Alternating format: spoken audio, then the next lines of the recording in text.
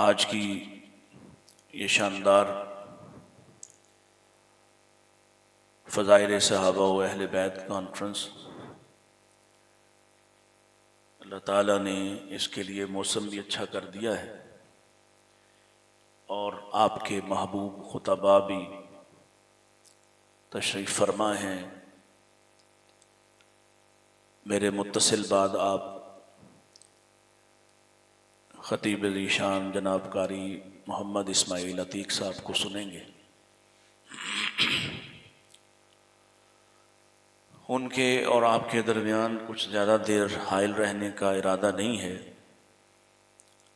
बस इसी आयत से मुताल्लिक़ चंद एक गुजारिशात आपके सामने अर्ज़ करना चाहता हूँ। बरादर अकबर जनाब मौलाना मुफ्ती कफ़ायतुल्लाह शाकिर साहब यहाँ तशरीफ़ फरमा हैं। अल्लाह ताला इन दोस्तों की, मोहतरम हाफिज़ सैफ़ुर रहमान आसिम साहब, शाहिद महमूद बाजवा साहब, सद्दाम रब्बानी साहब, इन सब दोस्तों की मेहनतों को, कोशिशों को अल्लाह कबूल फरमाए। मुहर्रम में ख़ास तौर पर जबकि न सिर्फ मुल्की बल्कि इंटरनेशनल सतह पे एक ऐसा माहौल बनाया जाता है कि उसमें सहाबा किराम को कटहरे में खड़े करने की नाकाम कोशिश की जाती है।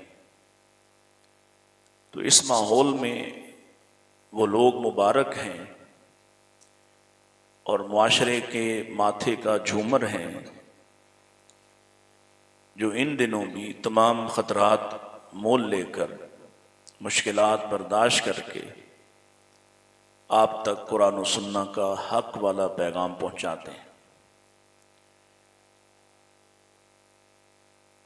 मुझे ख़ुद इस बात का खूब अंदाज़ा है कि इन दिनों में फ़ज़ाइल सहाबा कॉन्फ्रेंस करना अच्छा खासा एक इम्तिहान होता है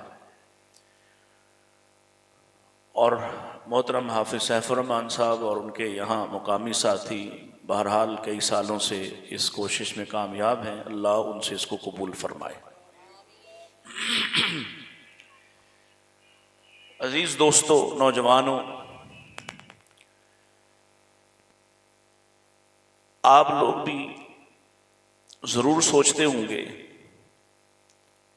और बसा औकात हमारे अपने दोस्त सवाल भी करते हैं कि इन्हीं दिनों में हम फ़ज़ाइल सहाबा क्यों बयान करते हैं या उनके मनाक़िब क्यों बयान करते हैं या उनका दिफा करने की ज़रूरत क्यों पेश आती है। पहली गुजारिश और वजाहत तो ये है, जब हम सहाबा किराम कहते हैं, असहाब रसूल की बात करते हैं, तो इसमें ये दोनों तरह के लोग शामिल होते हैं। जो आपके ख़ानदान के लोग हैं जिनको आले रसूल, असहाब रसूल के अलावा बाज़ औक़ात हमारे यहाँ इसको एक तफरीक के साथ किया जाता है। समझ लीजिए इस बात को ज़रा। आले रसूल नबी अलैहिस्सलाम का ख़ानदान या जिन ख़ानदानों को आपने अपनी आल में शुमार किया, तो जो मेरी तरफ करें, ये बड़ी अहम बात है, आपके समझने की है और एक बहुत बड़े सवाल का जवाब है। जिन ख़ानदानों को वैसे उसूली तौर पर आल में शामिल, आपसे ऊपर आपके माँ बाप होते हैं, आपके बाप दादा होते हैं और आपसे नीचे आपकी औलाद में भी ख़ास तौर पर जो सुलभी औलाद है, नुरीना औलाद है, बेटों से आगे नस्ल को चलाया जाता है, आम तौर पर इसको आल कहा जाता है और उसमें ज़ाहिर है बीवियाँ भी शामिल होती हैं। लेकिन नबी मुकर्रम सल्लल्लाहु अलैहि वसल्लम ने अल्लाह के इस हुक्म के बाद कि जब अल्लाह ने ये ऐलान फरमा दिया, अल्लाह ये चाहता है कि अहलुल बैत से हर किस्म का रिज्स दूर कर दे और उनको पाक ठहरा दे, पाकीज़ा बना दे। और ये आयत मुबारका सूरतुल अहज़ाब में उस तसलसल में नाजिल हुई है जहां अल्लाह इससे पहले अज़वाज मुतहरात पर अपना कलाम फरमा रहा है। जब ये बीवियों के लिए खास जो अहलुल बैत का इब्तदाई और अव्वलीन हिस्सा है उनके लिए ये ऐलान, ये एजाज नाजिल हुआ, तो अल्लाह के पाक पैगम्बर अलैहिस्सलाम ने उस वक्त अपनी जिंदा व मौजूद बेटी जनाब सैयदा फातिमा रजी अल्लाह तआला अन्हा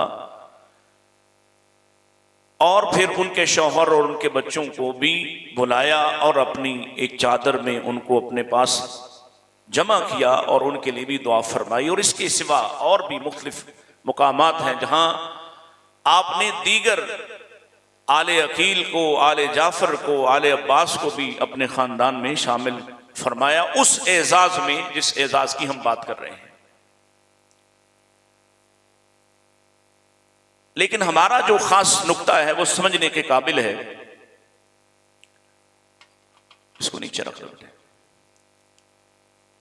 जब हम असहाबे रसूल कहते हैं, सहाबा इकराम कहते हैं, तो उसमें आले रसूल भी शामिल है। उसमें बोलिए बोलिए जरा थोड़ी सी आवाज, आले रसूल भी शामिल है। वो उससे बाहर, यानी हम सिर्फ ये कहें कि असहाबे रसूल पर अल्लाह अपनी रहमतें भेजे तो इसका मतलब ये नहीं है कि इसमें से आले रसूल पर हमने दरूद नहीं भेजा, आप उन पर सलाम नहीं भेजा, उसमें शामिल है। क्यों?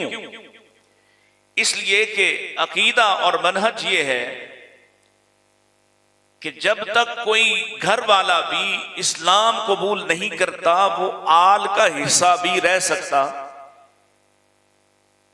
मेरी बात समझ आइए? जब तक कोई, इसकी मिसालें कुरान मजीद के अंदर मौजूद है, मैं बात उसको वो तवालत नहीं देना चाहता। आप देखिए सूरा तहरीम के अंदर दो बीवियों का इनकार अल्लाह ने किया है। बीवियां हैं अहलुल बैत का हिस्सा होने के बावजूद, जब वो खाइनात हैं तो अल्लाह ताला ने उनको खाइन करार दिया और उनको जहन्नमी करार दिया। एक लूत अलैहिस्सलाम की बीवी हैं, दूसरी नूह अलैहिस्सलाम की बीवी। इसी तरह कुरान मजीद ही के अंदर हजरत नूह अलैहिस्सलाम के बेटे के हवाले से जब उन्होंने उसे डूबता हुआ देखा तो उसके लिए दुआ की, तो अल्लाह ने फरमाया ये तुम्हारी औलाद में से तुम्हारा बेटा होने के लायक नहीं है, इन्नहु अमलुन गैरु सालिह, इसके अमाल ठीक नहीं है, लिहाजा ये तुम्हारा कोई बेटा नहीं है, हालांकि वो बेटा है। इसी तरह जनाब इब्राहीम अलैहिस्सलाम के वालिद, नबी का बाप होना बड़े एजाज की बात नहीं है, नबी का बेटा, नबी की बीवी, ये तीनों मिसालें कुरान की। अल्लाह ने ऐसे लोगों को फायदा नबियों की जात से नहीं दिया जो ईमान कबूल नहीं करते। और खुद हमारे नबी जनाब रसूलुल्लाह सल्लल्लाहु अलैहि वआलिहि वसल्लम जैसे आपके चचा हजरत अली के वालिद अबू तालिब हैं, ऐसे ही आपके चचा अबू लहब हैं। उसने दुश्मनी में इंतहा कर दी, आपके लिए बद्दुआएं करने वाला, आपका मुकाबला करने वाला, आप पर कीचड़ उछालने वाला, आपके रास्ते में कांटे बिछाने वाले है, तो वो भी आल से। लेकिन अल्लाह ने उसको आल वाला तस्लीम किया। सूरा आपको आती है सबको, तब्बत यदा अभी, हमेशा हमेशा के लिए उस पर लानत भेज दी। आल वाला रहने के लिए भी सबसे पहले सहाबी बनना पड़ेगा। सहाबी कौन होता है? जो मुस्तफ़ा अलैहिस्सलाम को हालत ईमान में आपके चेहरा मुबारक की जियारत कर ले और फिर अपनी जिंदगी की आखिरी शाम तक इसी ईमान पर इस्तिकामत दिखाए, ईमान छोड़ ना बैठे, दीन मजहब उससे नाताल्लुक ना हो जाए। जिसने आपको देख लिया वो सहाबी है, ईमान की हालत में, ईमान की हालत में आपको देखा वो सहाबी है। लेकिन उसके लिए अगली शर्त क्या है? वो ईमान ही की हालत में फौत हुआ हो। यही वजह है कि आप दुश्मनाने सहाबा को ये कहते हुए ये नहीं कहेंगे कि वो ईमान लाए नहीं थे। ये भी नहीं कहेंगे कि आपसे मुलाकात नहीं हुई। क्या कहेंगे? नबी अलैहिस्सलाम के बाद फिर गए थे,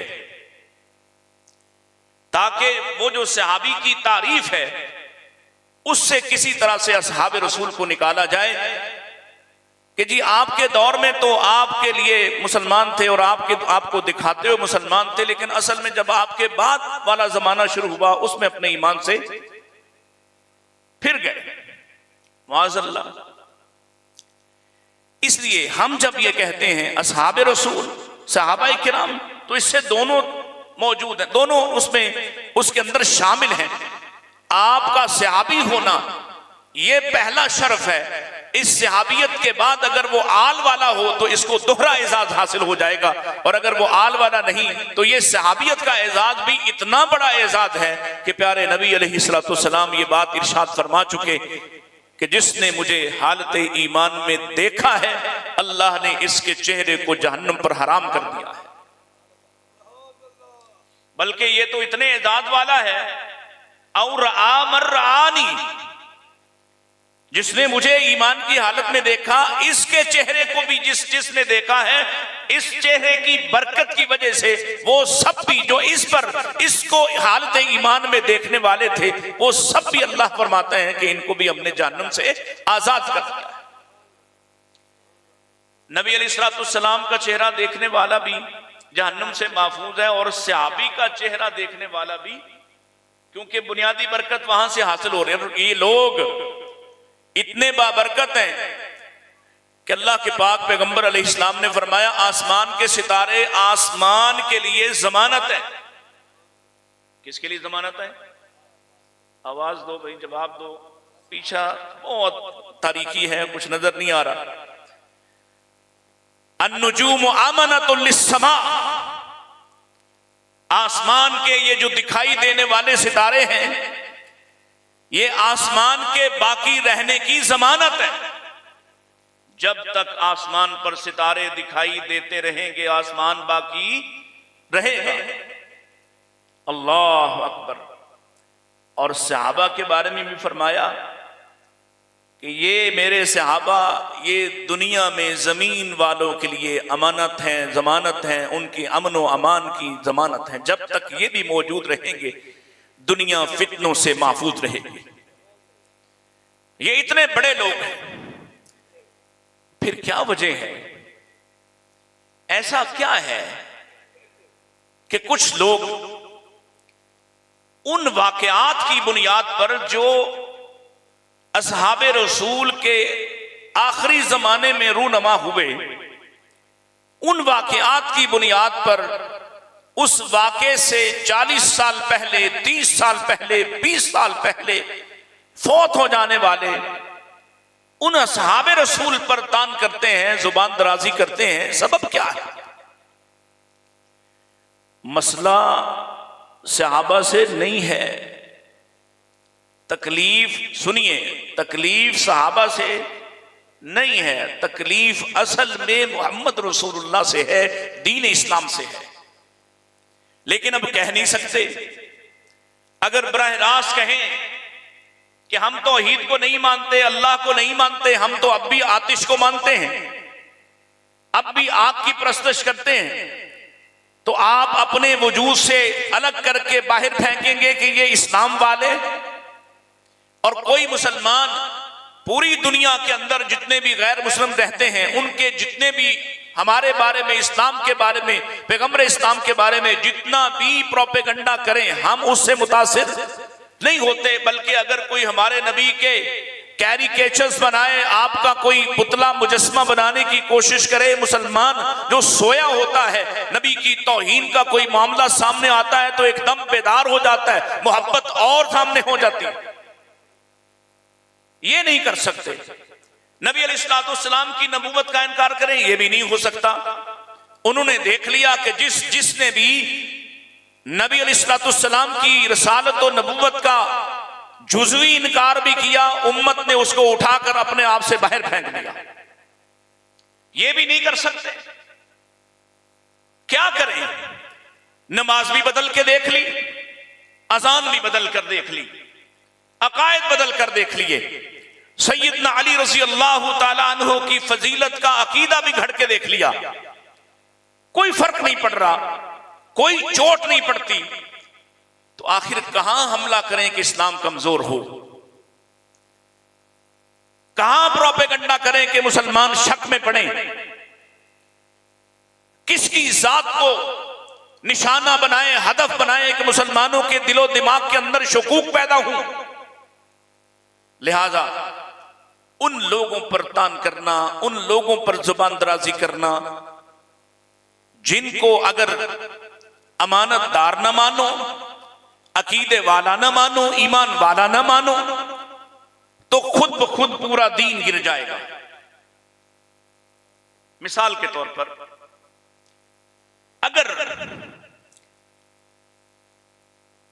कोई शख्स दिल के अंदर ये अपने बाल पाल ले, अपने अंदर ख्याल दाखिल कर ले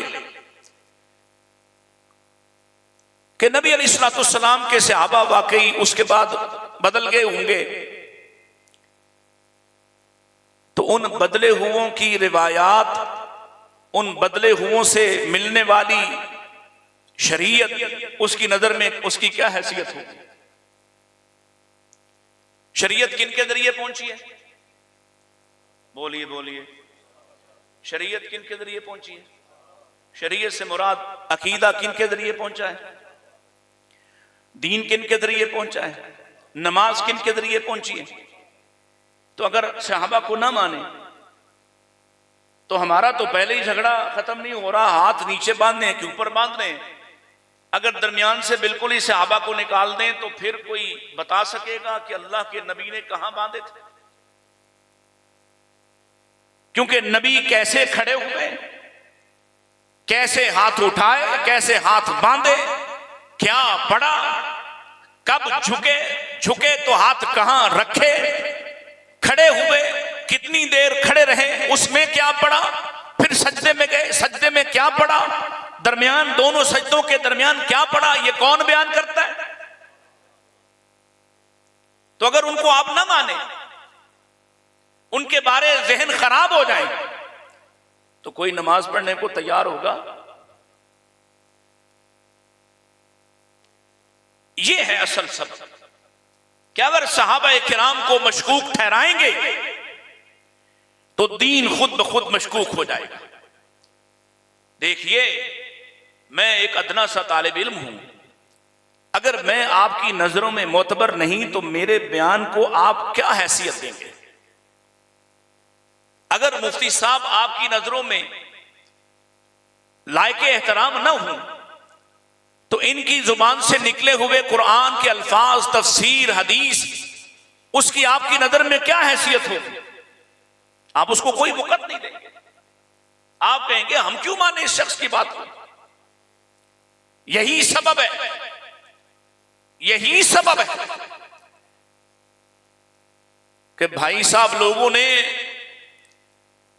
अपनी हदीस की अलग कुतुब तरतीब दी और जो सबसे करीब तरीन तबका था उससे रिवायत लेने को कबूल न किया। सुनिए, अगर यहूद के यहां कोई शख्स आकर आज ऐलान कर दे कि मैं किसी गार से निकला हूं, मूसा का साथी था, वो उसे अपने सर पे बिठा लेंगे। अगर ईसा अलैहिस्सलाम के अंसार में से, नसारा में से कोई शख्स आके ये कहे कि मैं ईसा का साथी हूं, मैंने उनके सामने बैठकर इंजील को लिखा था, नसारा उसे अपने सर पे बिठा लेंगे। लेकिन मुसलमानों के पास नबी के साथी हैं जो नबी के सामने बैठकर लिखते हैं और नबी के सामने बैठकर लिखा हुआ नबी को सुनाते हैं और नबी अलैहिस्सलाम इनके लिखे हुए को सुनाने के बाद सुनकर उसकी तस्दीक करते हैं। और मुसलमानों के अंदर इस शक को फैलाया जाता है कि देखें वो लोग ऐसे नहीं थे। कोई कहता है कि वो तो माल लेने आए थे, कोई कहता है जनाब वो तो अपनी जानें बचाने आए थे, कोई कहता है जनाब वो तो बाद में फिर गए थे। ओ भाई, वो कौन लोग हैं फी रसूलिल्लाहि उस्वतुन हसना, मोहम्मद रसूलुल्लाह को मैंने तुम्हारे लिए उस्वा हसना बनाया। मोहम्मद अपने घर में कैसे होते हैं ये मैंने घर वालियों से खबर पहुंचाई। मोहम्मद अपने दोस्तों के साथ चलते कैसे हैं मैंने तुम्हें दोस्तों से खबर पहुंचाई। मोहम्मद सल्लल्लाहु अलैहि वसल्लम खाते कैसे हैं, जिनके साथ बैठकर खाते रहे, मैंने उनसे तुम्हें ये खबरें पहुंचाई कि अल्लाह के रसूल अलैहिस्सलाम खाना इस तरह से खाया करते थे। मोहम्मद अलैहिस्सलाम जिनके साथ हम सफर रहे, मैंने उनसे खबरें पहुंचाई कि मोहम्मद रसूलुल्लाह अपने सफर के आगाज में क्या करते थे, दौरान सफर क्या करते थे, सवारी पर बैठे क्या करते थे, कहीं रुकते तो रुकते कैसे थे, कहीं झुकते तो झुकते कैसे थे, बात करते तो बात कैसे करते थे, कहीं आप मुतबस्सम होते तबस्सुम कैसे किया करते थे। ये मैंने सारा नक्शा तुम्हें सहाबा से पहुंचाया। वो ऐसे हैं जैसे मोहम्मद रसूलुल्लाह पर हम वक्त हरदम कैमरे लगे हों। नबी इस्लाम की आंखों की जुम्बिश को भी नोट करते हैं, आपके बदले हुए तेवर को भी नोट करते हैं, आपके बदले हुए रंग को भी नोट करते हैं, आपकी जुबान से अगर कोई सख्त बात निकली है उसको भी बयान करते हैं, अगर नबी ने कोई बिशारत जारी फरमाई है उसको भी बयान करते हैं। कैसे पाओगे सहाबा के बगैर उस्वा हसना? मिसाल के तौर पर कुरान कहता है अकीमुस्सलाह वला तकूनु मिनल मुशरिकीन, नमाज कायम करो और मुशरिकों में से ना हो जाना। कैसे करेंगे नमाज? किस तरफ किबला बनाएंगे, किस तरफ मुंह करेंगे, कैसे खड़े होंगे, वुजू कैसे करेंगे? इमाम मालिक रहमतुल्लाहि ताला अलैहि से एक नौजवान ने सवाल किया था ना कि हजरत इमाम वुजू कैसे करते हैं, मुझे वुजू का तरीका सिखा दें। आपने फरमाया बेटे तुम्हारा सवाल ही ठीक नहीं है। उसने फिर बदले अल्फाज, फिर बदले। आप बार बार कहते हैं कि तुम्हारा सवाल ठीक नहीं है। फिर वो कहता है कि हजरत मुझे सवाल भी बता दें। फरमाया मुझे कहो, मुझसे पूछो अल्लाह के रसूल कैसे वुजू करते थे। क्यों? मैं एक तरीका बयान कर दूं। मेरे और नबी अलैहिस्सलाम के दरमियान कम तरीन भी दो वास्ते हैं। मैं दरमियान वाले शख्स को निकाले बगैर बात मुकम्मल नहीं कर सकता। अगर मैं वुजू का तरीका बयान करूं, तुम आगे सुनकर भी लोगों को यही कहोगे मैंने मालिक से पूछा था, मालिक ने ये तरीका सिखाया है। मालिक अल्लाह के दीन की सनद और बुनियाद नहीं है। जब तुम मुझसे मोहम्मद रसूलुल्लाह के नाम लेकर पूछोगे तो मैं भी कहूंगा मैंने फलां सहाबी से या फलां ताबी से सुना है, और उस ताबी ने फलां सहाबी से सीखा था, और उस सहाबी ने मोहम्मद रसूलुल्लाह को वुजू करते देखा था। ये दरमियान वाली कड़ी अगर निकाल दो तो आपका चेहरा, आपका खदुखाल, आपका रहन सहन, आपके तौर अतबार, आपकी बातचीत, आपका काल मकाल ये नजर नहीं आ सकता। कैसे पता चलेगा? इसलिए एक पहलू तो ये था मेरी गुफ्तगू का कि वो सबसे कीमती अशखास पर हमलावर हुए, सबसे कीमती कड़ी पर हमलावर हुए। कतई नजर इस बात के कि रब उनके बारे में क्या कहता है, इसको मंतकी तौर पर समझ लें, लॉजिकली समझ लें। अगर सहाबा को बुरा भला कहने वालों के साथ शामिल हो जाएंगे या उनकी बात को तस्लीम कर लेंगे तो यकीन करें दीन खुद ब खुद गिर जाएगा। इसे मजीद गिराने की जरूरत पेश नहीं आएगी।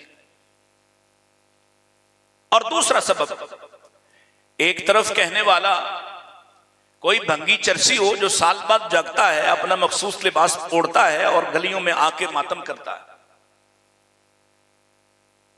साल बाद उसका दीन से इतना सा ताल्लुक बनता, वो कहता है कि दीन जिंदा होता है हर करबला के बाद। क्या कहते हैं? तो कितनी करबलाएं उसके बाद हुई हैं? एक ही हुई है ना। और उससे भी 50 साल पहले दीन मुकम्मल हो चुका।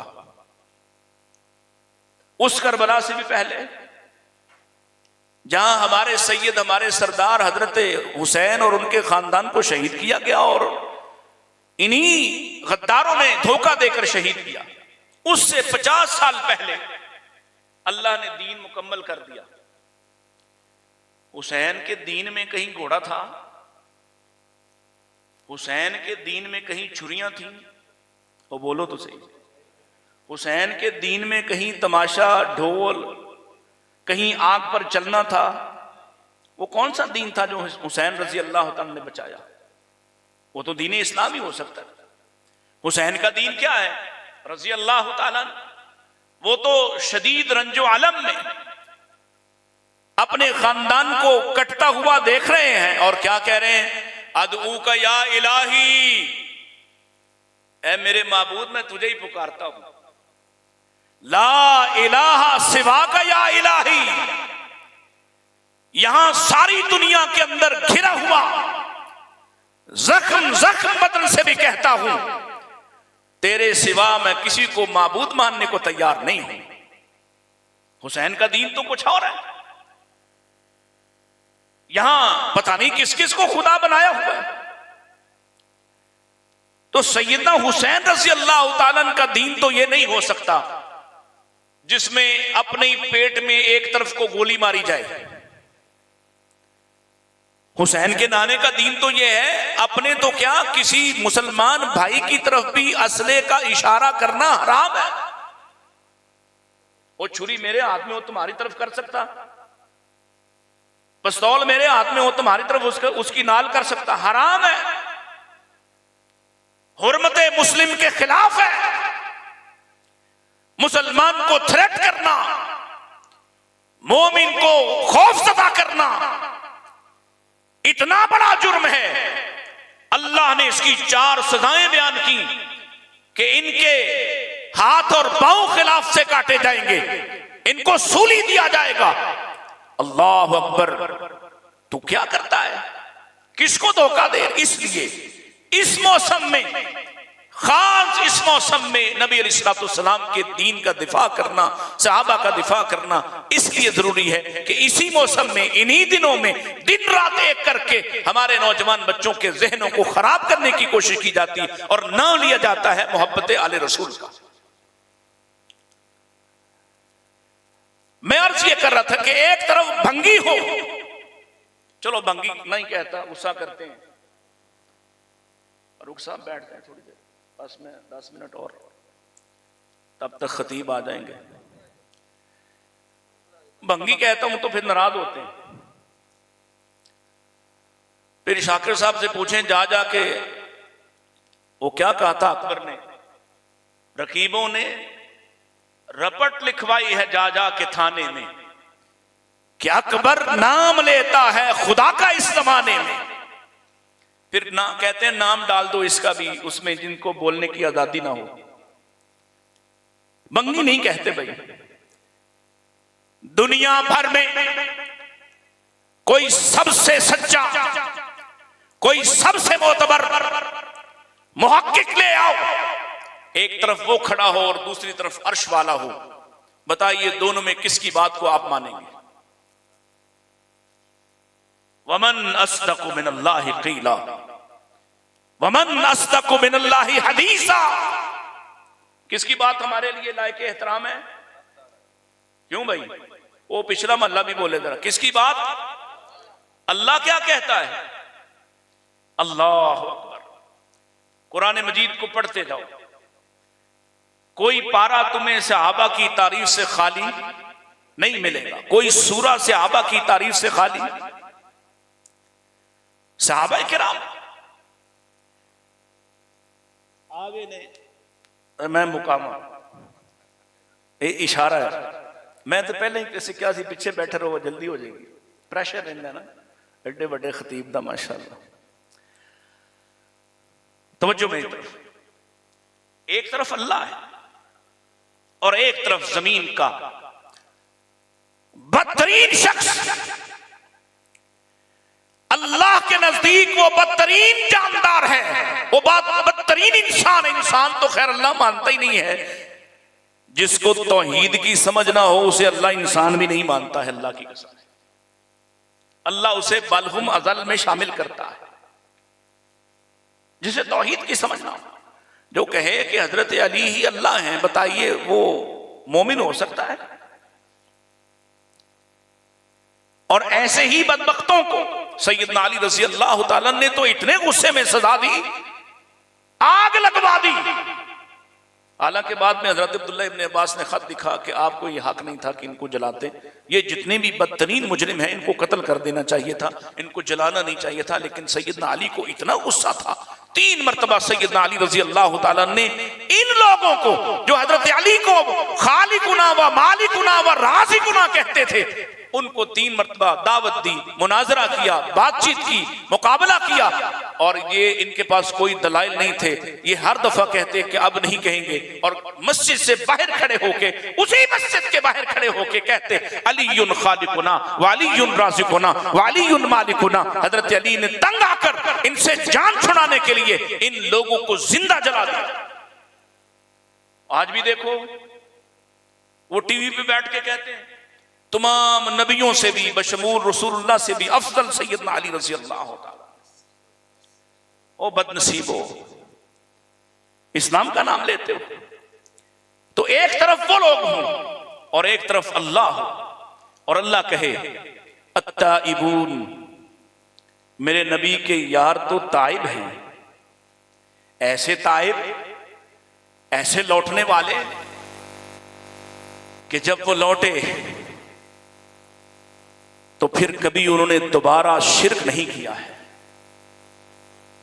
फिर दोबारा शिर्क नहीं किया है। अल्लज़ीना आमनू वलम यल्बिसू ईमानहुम बिजुल्म, ये वो लोग थे जब वो एक मर्तबा हक को पहचाने, फिर अगर 2 ऊंटों के साथ बांधकर भी चीर दिया गया तो उन्होंने रब की तौहीद को नहीं छोड़ा है। फिर उन्हें घसीटा गया, आग पर डाला गया, फिर कभी वो वापस नहीं पलटे हैं। उन्हें जिंदा कड़ाहों में डाला गया, लेकिन कभी एक सहाबी बता दो, एक सहाबी, बल्कि मेरे भाई हमने तो इनसे पहली दफा मैंने वो रिवायत सुनी, तहकीक बाद में की कि एक हबीब नामी सहाबी है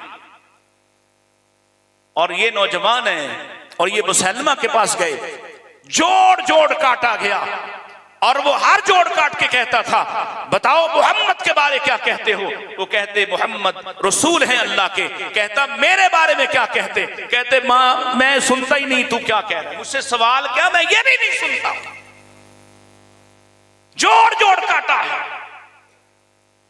ये है सियाद। और हजरत अमर बिन अल-आस रजी अल्लाह तआला, कहो रजी अल्लाह तआला, बदनसीबों ने, बदबख्तों ने इतने अजीम शख्स के साथ ऐसी बदजुबानी का मुजाहरा किया है, लोगों ने नाम ही तब्दील कर दिया।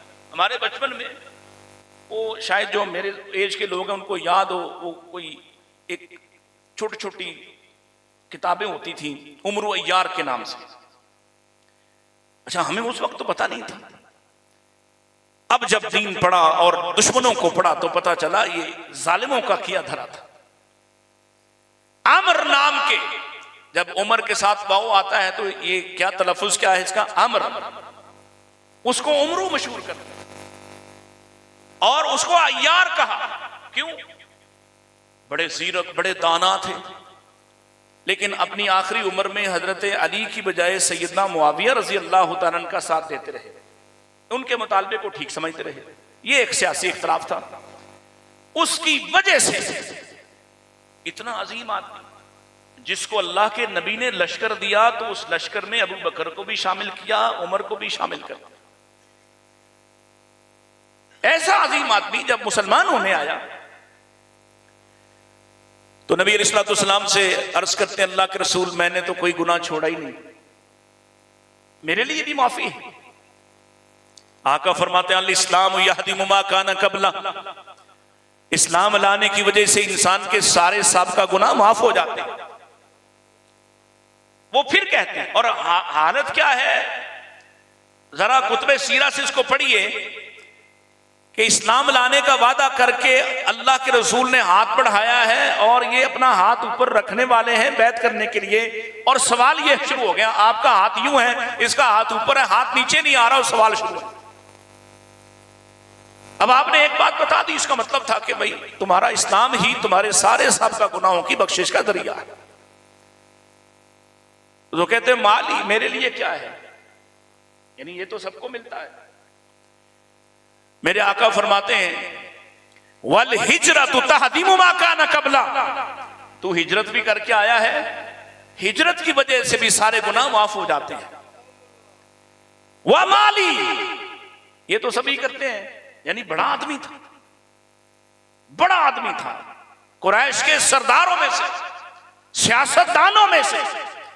अल्लाह के पाक पैगंबर ने तीसरी बशारत भी दे दी। आप फरमाते हैं वह तौबतु तहदीमु मा काना कबला, आदमी जब तौबा करता है उसके भी सारे गुनाहों को माफ कर दिया जाता है। फिर वही सवाल है, ये तो सबके लिए है, मेरे लिए क्या पैगाम है? फिर आसमान वाले ने एक बड़े पैकेज का ऐलान फरमाया, फरमाया मेरे रसूल इसको बता दो, फउलाइका युबद्दिरुल्लाहु सय्यिआतिहिम हसनात, इस तरह के जब वापस लौटते हैं, अत्ताइबून बनकर आते हैं, अल्लाह न सिर्फ इनके गुनाहों को माफ करता है बल्कि इनके गुनाहों को नेकियों में तब्दील कर देता है।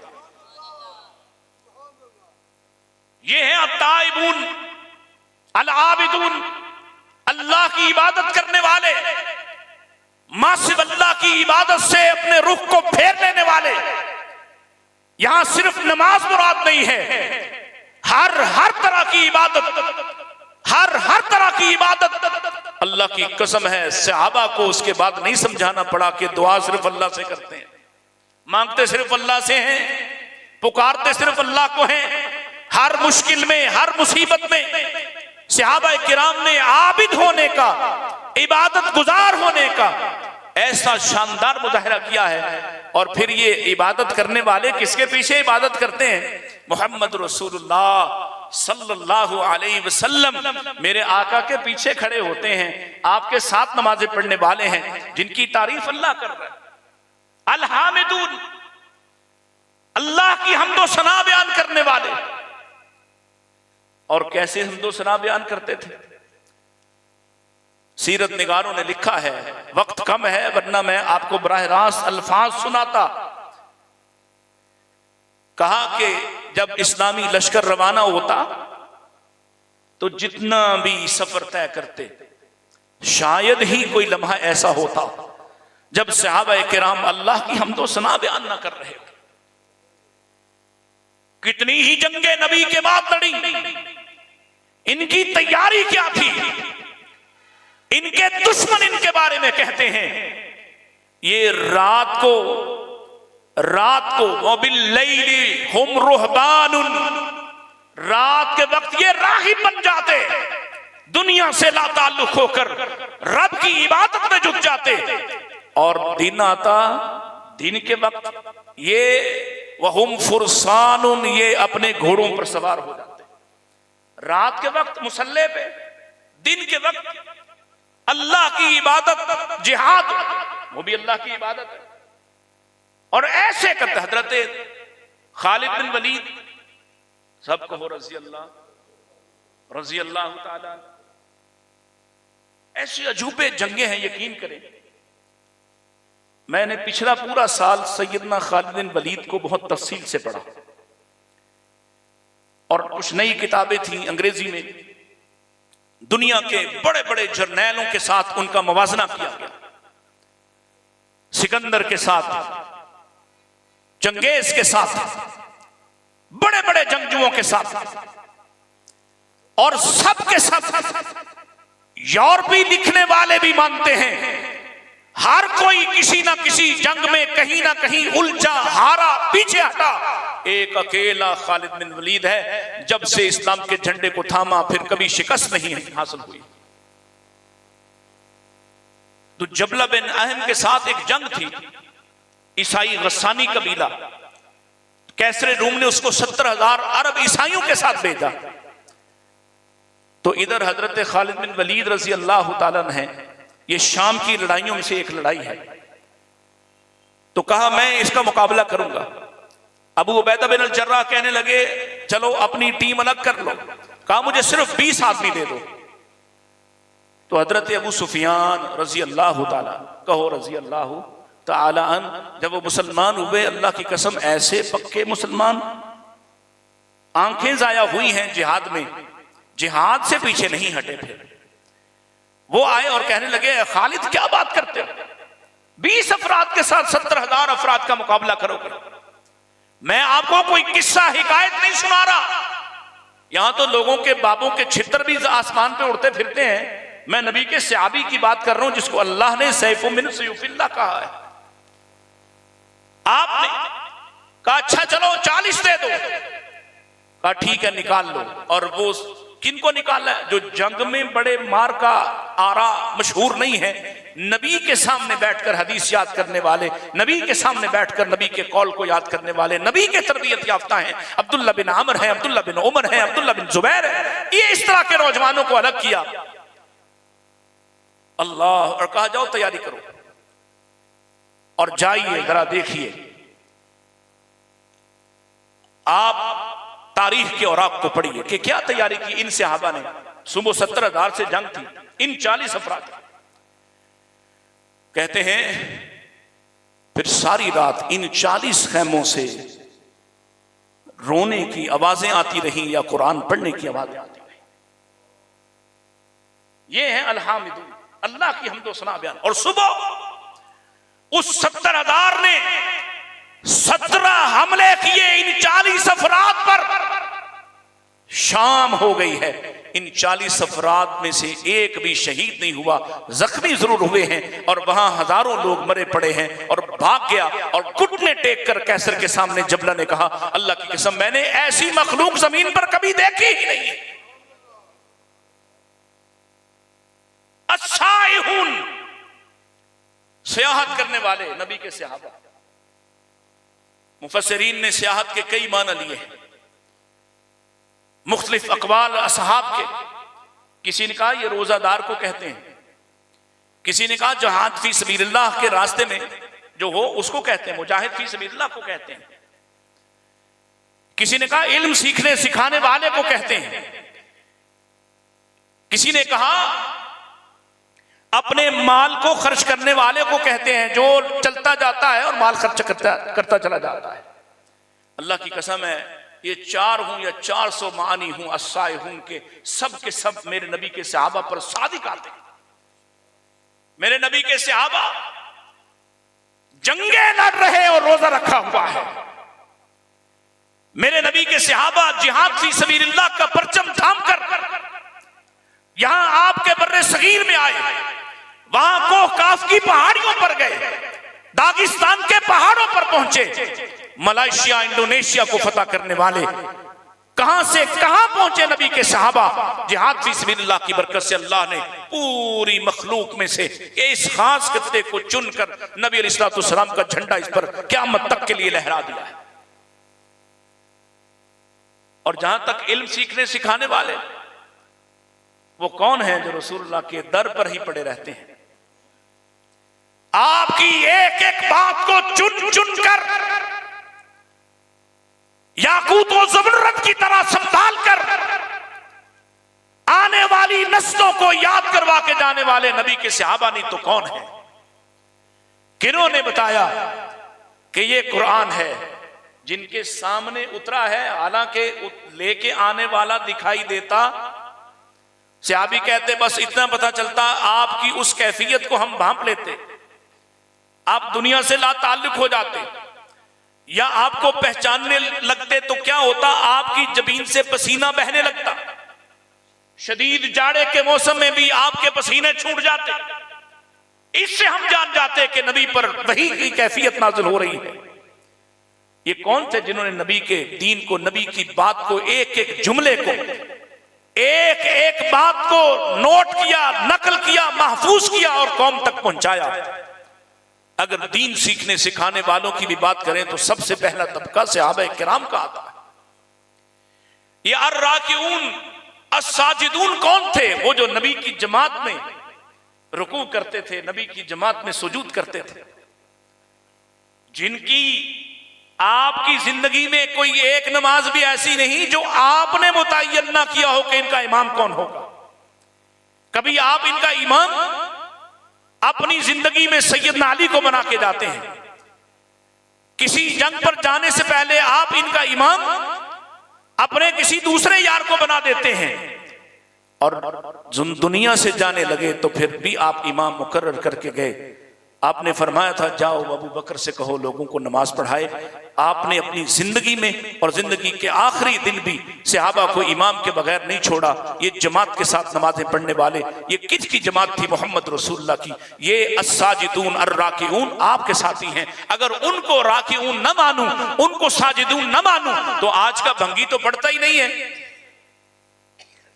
ये तो पढ़ता ही नहीं है। अल-आमिरून बिल मारूफ वन्नाहून अनिल मुनकर, अगर सहाबा नहीं, नेकी का हुक्म देने वाले, अल्लाह की कसम है नेकी का हुक्म देने वाले इतने जरी, इतने दलेर कि अगर अपने साथियों में से भी कोई गलती करता है तो कौन समझाता है? कुरान कहता है वतवासौ बिल हक़्क़ि वतवासौ बिस्सब्र, बाहम एक दूसरे की तरबियत करने वाले। अगर कोई नबी की हदीस के खिलाफ करता है तो वो नहीं शर्माते कि खिलाफ करने वाला, गलती करने वाला अमीरुल मोमिनीन ही क्यों ना हो, उसके सामने खड़े होकर नबी की बात सुना देते। वल हाफिजून लिहुदूदिल्लाह, अल्लाह की हुदूद की हिफाजत करने वाले, अपनी तन्हाइयों को, और तन्हाई का मैं फैसला करूं, आप फैसला करें, हम तो किसी को उसके जाहिर से ही जान सकते हैं, लेकिन वो जो जाहिर को भी जानता है और बातिन को भी जानता है, वो कहता है उलाइकल्लज़ीना इम्तहनल्लाहु कुलूबहुम लित्तक़वा। वो जो अंदर को जानता है वो ये कहता है मैंने इनके दिलों का इम्तिहान लिया है, और इनके दिलों का इम्तिहान लेने के बाद मैं इनको मुत्तकी करार देता हूं। और मुत्तकी डरने वाले को कहते हैं, बचने वाले को कहते हैं, नेकी की रग़बत रखने वाले को कहते हैं। तन्हाइयां भी इतनी पाक हैं, और कभी तो आके उनमें से किसी से गलती होती है, खता होती है, तो आके कहता है या रसूलल्लाह मुझसे कोताही हो गई, गुनाह हो गया। तो किसी को आप तौबा का नुस्खा देते हैं, किसी से पूछते हैं तेरी माँ है, वो कहता है हाँ माँ है, उसे कहते हैं जाओ उसके साथ नेकी करो, यानी ये भी तौबा का नुस्खा है। किसी को कहते हैं माँ है, वो कहता है माँ नहीं खाला है, जाओ उसके साथ नेकी करो। और कोई ऐसा भी था जिसने आके कहा ताहिरनी या रसूल अल्लाह, आका मुझसे गलती हो गई, जिना हो गया है, आपने इसको सुनी अनसुनी कर दिया, लौटा दिया। ये कुछ देर बाद फिर आ गया, या रसूलल्लाह मुझसे गुनाह हो गया है, मुझे पाक कर दीजिए, मुझ पर सजा नाफिज कीजिए। आपने फिर सुनी अनसुनी कर दी, तीसरी मर्तबा भी लौटा दिया, फिर आया है चौथी मर्तबा। अल्लाह के पाक पैगंबर अलैहिस्सलाम ने अपने पास बैठे एक सहाबी से कहा ए उनैस उठो, इसका मुंह सूंघो, इसने नशा तो नहीं किया हुआ। उन्होंने उठ के मुंह सूंघा और कहा अल्लाह के रसूल ये नशे में नहीं है। कहा पूछो इसका दिमाग तो सही है, काम सही करता है, कहीं पागल मजनून तो नहीं हो गया। कहा अल्लाह के रसूल ये ठीक ठाक है। और वो क्या कहता है, अल्लाह के रसूल मेरा दिमाग भी ठीक है और मैं नशे में भी नहीं हूं, लेकिन अल्लाह के अजाब का खौफ मुझे चैन नहीं लेने दे रहा। आप मुझ पर अल्लाह की हद को जारी कर दें। और पता है हद क्या थी? मालूम है हद क्या थी? पत्थर मारे जाए तां के फौत हो जाए। वल हाफिजून लिहुदूदिल्लाह, ये ऐसे हाफिज लिहुदूदिल्लाह हैं, अपनी जान देकर यकीन चाहते हैं कि आखिरत में अजाब नहीं होगा।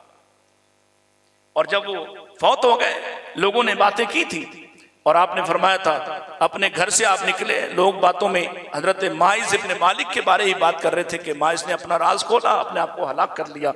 मेरे नबी निकले और फरमाया ओ लोगों इस्तगफिरू लिमाइज इब्न मालिक, माइज इब्न मालिक के लिए इस्तिगफार करो, उसने ऐसी तौबा की है टैक्स खोर जालिम हुक्मरान पर भी तकसीम की जाए तो उसको भी माफ करवा दे।